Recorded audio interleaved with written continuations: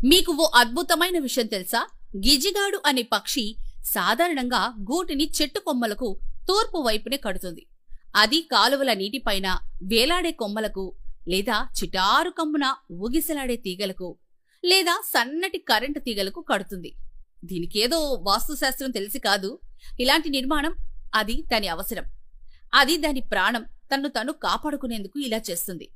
పొదిగే పిల్లలను రక్షించుకునేందుకు చేసే ప్రయత్నం. ఇంతకీ దీని కారణమేంటో తెలుసా? ఇది గూడు కట్టి గుడ్లు పెట్టి పిల్లలను పొదిగే సమయం నైరుతి ఋతుపవనాల్లో వస్తుంది.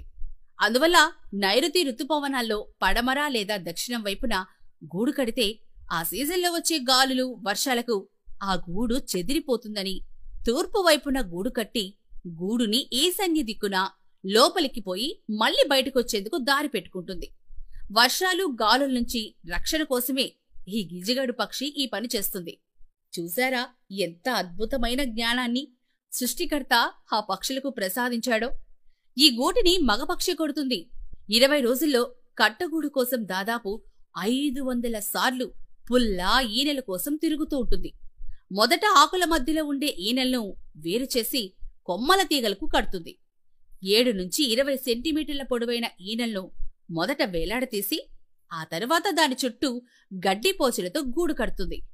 10 రోజులకు పాక్షికంగా ఒక రకమైన స్థాయిలో గూడు కట్టి ఆడపక్షిని పిలుస్తుంది.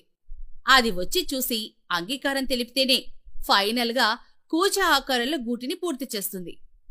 వేలాడే గూడు కూజా ఆకారంలో ఉండడంతో కింద నుంచి లోపలికి పోయి గూటిలో ఆడ, మగ పక్షులు కలుస్తాయి.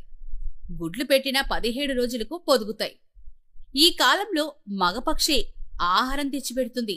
చూశారా గిజిగాడు పక్షి గూడు నిర్మాణం ఎంత అద్భుతమో?